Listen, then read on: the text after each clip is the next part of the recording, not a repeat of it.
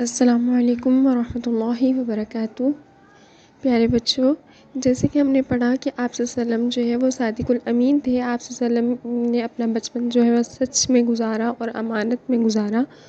تو لوگ آپ صلی اللہ علیہ وسلم کے پاس امانتیں رکھواتے تھے، تو آپ صلی اللہ علیہ وسلم کو ظلم سے نفرت تھی۔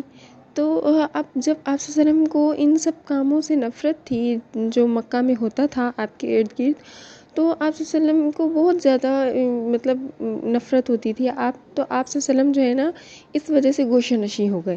اب جیسے کہ ہم سب کو بھی ہم سب ہوں تو ہمارے ارد گرد اگر کوئی ایسا کام ہو رہا ہو جو ہمیں سخت ناپسند ہوتا ہے، تو ہم اس جگہ سے ہٹ جاتے ہیں، اس جگہ سے چلے جاتے ہیں، اٹھ جاتے ہیں۔ تو آپ صلی اللہ علیہ وسلم بھی چونکہ مکہ میں ظلم ہوتا تھا اور مسافروں کی وہ ڈاکہ ڈال لیتے تھے، خدمت نہیں کرتے تھے، تو آپ صلی اللہ علیہ وسلم کو یہ چیزیں سخت ناپسند تھی۔ آپ صلی اللہ علیہ وسلم ان کی وجہ سے گوشہ نشین ہو گئے۔ اب آپ صلی اللہ علیہ وسلم گوشہ نشین کا مطلب ہے علیحدہ چلے گئے کسی جگہ پر۔ اب وہ جگہ کون سی تھی؟ تو پیارے بچوں، وہ غار حرا تھی، جس میں آپ صلی اللہ علیہ وسلم الگ ہو گئے تھے۔ وہاں پر جا کر اللہ تعالیٰ کی عبادت کرتے جیسے آپ صلی اللہ علیہ وسلم کا دل چاہتا۔ تو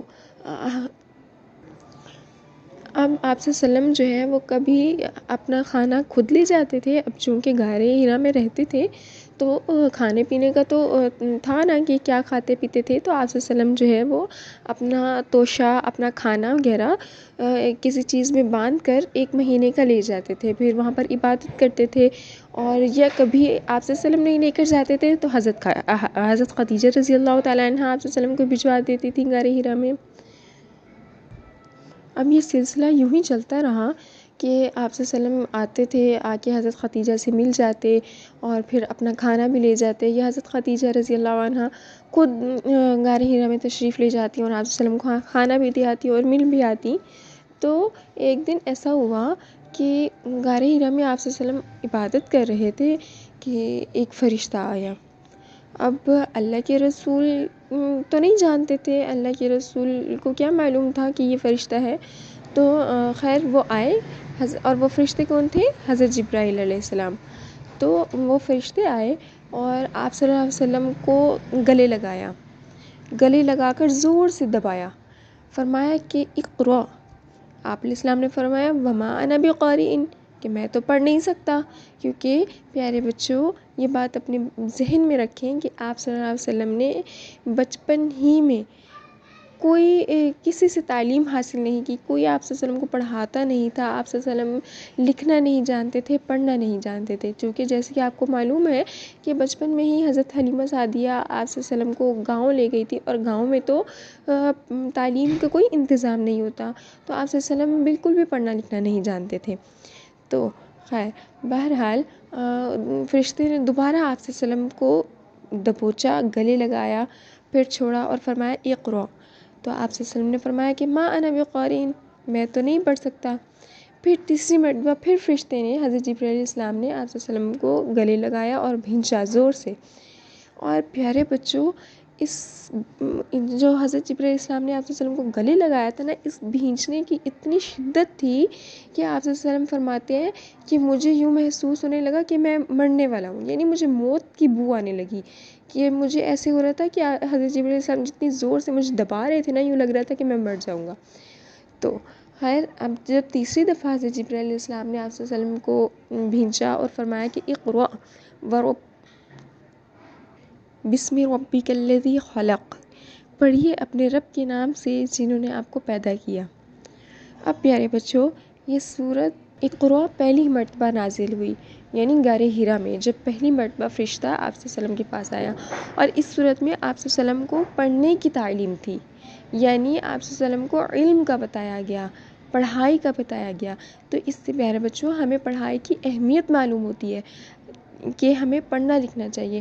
اور آپ سب جانتے ہیں کہ تعلیم، ہمارے ذہنوں میں یہ بات بیٹھی ہوئی ہے کہ تعلیم تو صرف یہ ہوتی ہے پہلی، دوسری، تیسری، مطلب دنیاوی تعلیم، 1 کلاس 2 کلاس 3 کلاس۔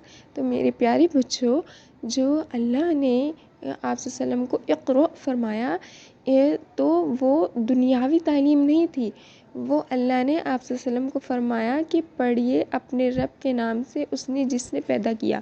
یہاں پر علم جو ہے وہ اللہ کی معرفت کو بتا رہی ہے، یعنی کہ ایسا علم حاصل کیجئے جس سے اللہ تعالیٰ کی پہچان ہو۔ اور یہ کون سا ہے؟ دنیوی دینوی علم، یعنی دین کا علم حاصل کیجئے کہ جس سے آپ کو اللہ کی معرفت ہو، آپ اللہ کو جانیں اور آپ یہ جان سکیں کہ اللہ کو کیا پسند ہے اور کیا ناپسند ہے، اس کے مطابق عمل کر سکیں۔ تو بہرحال اس وقت سورۃ اقراء کی یہ پہلی 5 آیات نازل ہوئیں، علم الانسان ما لم یعلم، یہاں تک یہ 5 آیت ہیں۔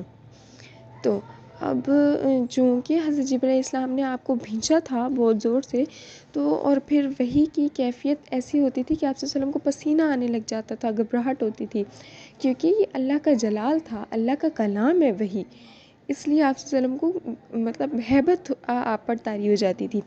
تو آپ صلی اللہ علیہ وسلم اب پسینے سے شرابور فوراً سے غار ہیرا سے نکلے اور حضرت خدیجہ کے پاس پہنچے۔ حضرت خدیجہ رضی اللہ عنہا کو فرمایا زملونی زملونی، یعنی مجھ پر چادر اڑا دو، کہ مطلب ان کو پسینہ آ رہا تھا، ٹھنڈ لگ رہی تھی۔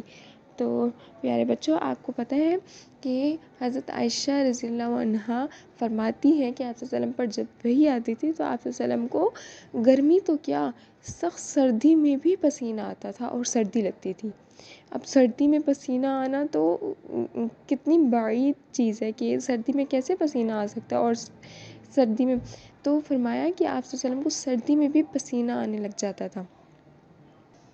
جب آپ صلی اللہ علیہ وسلم نے حضرت خدیجہ کو یہ فرمایا تو حضرت خدیجہ رضی اللہ عنہا نے آپ پر چادر اڑا دی، اور تو آپ سے فرمایا کہ میری جو ہے وہ موت قریب ہے، یعنی مجھے یوں لگتا ہے کہ میں مرنے والا ہوں۔ حضرت خدیجہ نے وجہ پوچھی تو آپ صلی اللہ علیہ وسلم نے بتایا کہ یوں مطلب سارا وحی کا واقعہ بتایا کہ فرشتہ آیا اور اس نے مجھے یوں کہا۔ پیارے بچوں، آپ دیکھیں کہ حضرت خدیجہ رضی اللہ عنہا کتنی آپ کی غم گسار بیوی تھی کہ ہر وقت آپ کی خدمت کرتی تھیں۔ اب آپ صلی اللہ علیہ وسلم جو ہے وہ ایک ماہ غار ہیرا میں رہتے تھے، لیکن حضرت خدیجہ نے کبھی اس پر کوئی منع نہیں کیا یا اعتراض نہیں کیا کہ آپ میرے پاس نہیں رہتے، الگ غار ہیرا میں جا کر رہتے ہیں۔ تو یہ ان کی غم گساری تھی، ان کی اللہ سے محبت تھی، ان کی آپ صلی اللہ علیہ وسلم سے محبت تھی کہ وہ اتنی نیک اور فرما بردار بیوی تھی۔ اللہ تعالیٰ ہمیں بھی ایسا ہی بنائے، ان کے جیسا۔